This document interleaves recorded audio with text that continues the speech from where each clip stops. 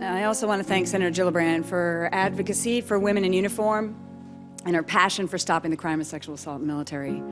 This is also a passion of mine for many reasons, and I think I bring a unique and important perspective. My drive to fight against sexual assault in the ranks is not from the outside looking in, and it is deeply personal. First, for 2 years, I was honored to be a fighter squadron commander in the United States Air Force. Command is the most impactful duty one can have directly on the lives of servicemen and women and their families. I was greatly privileged to prepare and then lead my amazing airmen in combat, which is the apex responsibility of any warrior leader. Military commanders are placed in a position of authority and responsibility like none in civilian life. They are not like CEOs or managers or any other supervisor. Commanders have a moral responsibility to ensure readiness of their units, which, yes, includes warfighting skills, but demands that the commander cultivates and protects and enriches a culture of teamwork, respect, and honor.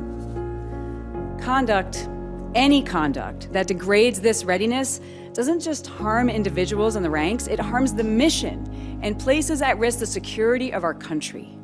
Commanders also have a covenant with the men and women under their command, the 1% who volunteer to serve in uniform. They're asked to follow lawful orders that could risk their lives for the mission. In return, it's the commander's responsibility to surround their people with a climate of integrity, discipline, and excellence. During my 26 years in uniform, I witnessed so many weaknesses in the processes involving sexual assault prevention, investigation, and adjudication.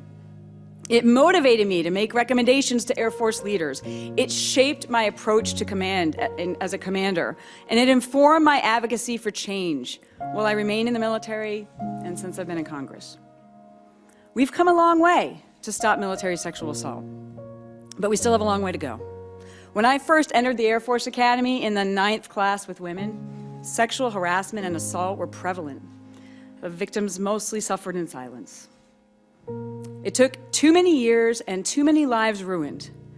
But thanks to the bravery of some survivors like those on our first panel today, significant change has happened.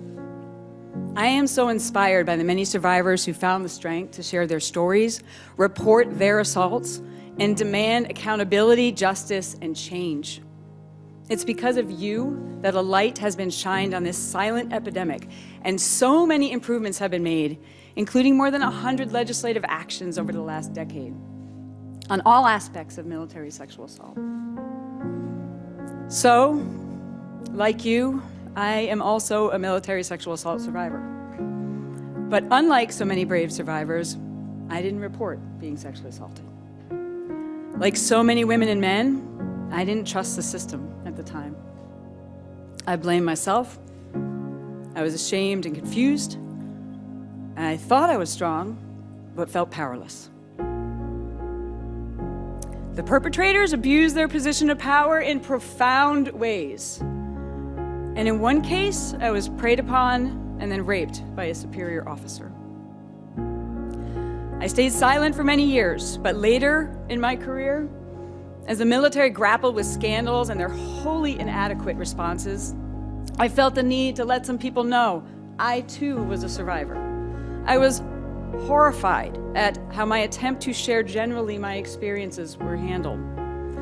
I almost separated from the Air Force at 18 years over my despair. Like many victims, I felt the system was raping me all over again.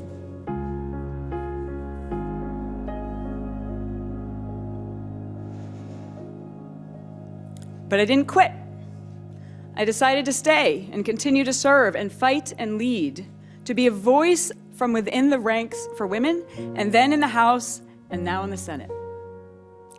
So this is personal for me too, but it's personal from two perspectives: as a commander who led my airmen into combat, and as a survivor of rape and betrayal.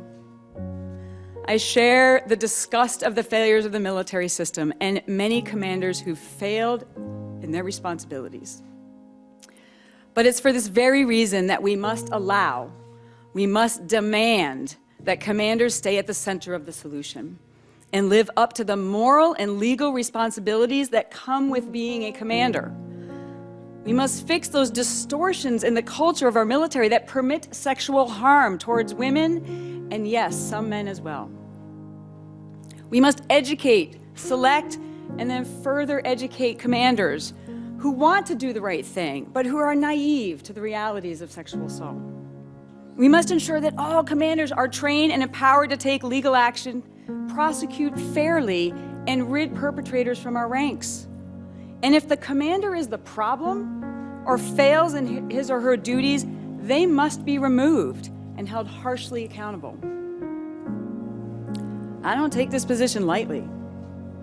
It's been framed often that some people are advocating for the victims, while others are advocating for the command chain or the military establishment. This is clearly a false choice. There are many commanders who would welcome taking this responsibility off their plate. Those are the very commanders we don't want leading our troops. We cannot command change from the outside alone. It must be deployed from within. It must be built and constantly maintained and expertly managed by commanders who are themselves educated, conditioned, and given the tools to ensure what you survived and what I survived happens to no warrior under their command. To that end, I very strongly believe that the commander must not be removed from the decision-making responsibility of preventing, detecting, and prosecuting military sexual assault. We are survivors together, and I'm honored to be here and use my voice and unique experience to work on this mission and stop military sexual assault for good. Thank you, Mr. Chairman.